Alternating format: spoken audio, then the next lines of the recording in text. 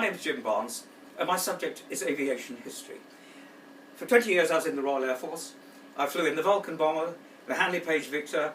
I was a forward air controller attached to the Army, hence my interest in aviation history. And I've been cruising now for over 6 years. My presentations are the Royal Flying Corps, Great Britain, we invented the jet engine and led the world, the Vulcan bomber, the history of air-to-air refuelling, women in aviation, they're better than men, when I met Barnes Wallis and the Dam Busters, which I did, and women at war, that superior race, those wonderful women in their flying machines. So here's a snippet with my Vulcan presentation. I go on to talk about how we were going to drop a bomb, but let's just look at this. AE is on my flying suit. And navigators used to say that stands for half-educated, he's half-educated. And pilots said, no, he knows almost everything. But it's air electronics, because it was an all-electric aircraft. There were no flying controls that were with cables, it was all electric. First electric aircraft. So, a few facts about it. 111-foot wingspan, 97 feet long, weighed 50 tons, took 50 tons of fuel. What's that? If you had a Ford Anglia that did 10,000 miles a year, it would last for 35 years. 4 massive engines, 20,000 pounds of thrust each, 80,000 pounds of thrust. That's the equivalent of 18 railway engines. 16 miles of cable, 400,000 different components. But it was risky, which is why we get 3 aircraft that were made, going from an old bomber. Let's do a takeoff.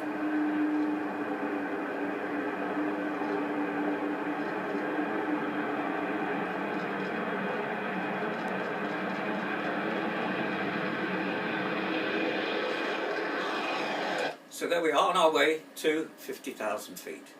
I'm going to go back in time. You'll see white Vulcans and you'll see camouflage Vulcans. The idea was we would fly way above all the missile systems, but when Gary Powers was shot down in 1962, we went low level underneath the radar. Now in 1945 was still Japanese War. And we had the Battle of Midway, capture of Saipan, Togo government fell. Togo was a famous general who ruled Japan for 20 years. November 1944, the B-29s can reach Tokyo. And 1945, in August, Hiroshima and Nagasaki are bombed with an atomic weapon. They're bombed by a B-29 flown by Paul Tibbett, who became a very famous Air Force general. He called it Enola Gay. Why? That was his mum's name. So we've invented nuclear weapons. We can't disinvent them. Churchill said the Cold War has begun in 1945. The Americans said, you're not having our atomic capability or technology. So although Attlee said we should be doing it together, the Americans said no, stop the flow of information, the team came back, and we had to develop our own capability. But we needed a new bomber. Well, what did we have? We had the Halifax, the Lancaster and the Lincoln. None of them would fly to 50,000 feet. So there's a specification.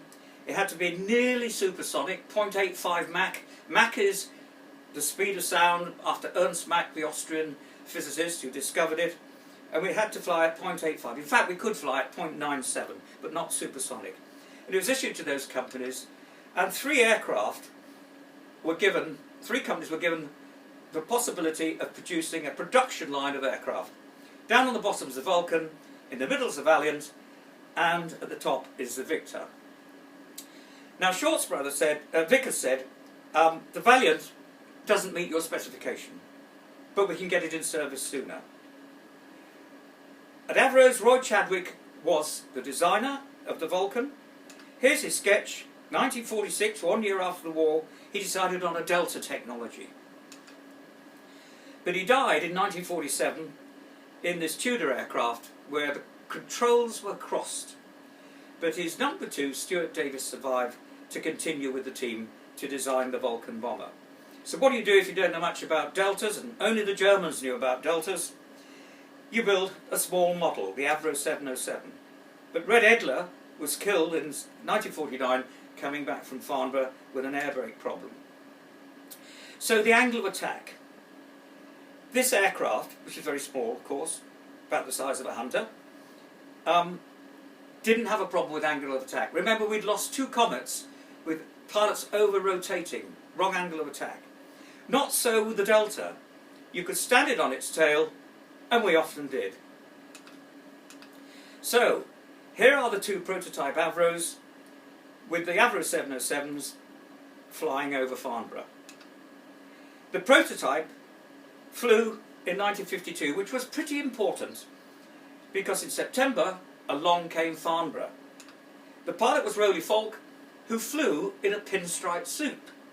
Why did he wear a pinstripe suit? He said, I'm a salesman. I could be having lunch with a customer, and then I could be test flying. And he took it to Farnborough. And this is the last slide I'll show you.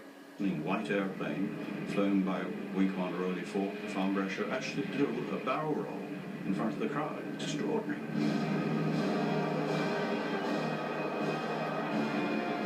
The concept of Delta Wing was just so off-the-wall. So, that's my presentation style. I hope you like it. I hope to see you on a cruise, and I look forward to cruising as ever, because I love it. Thank you very much.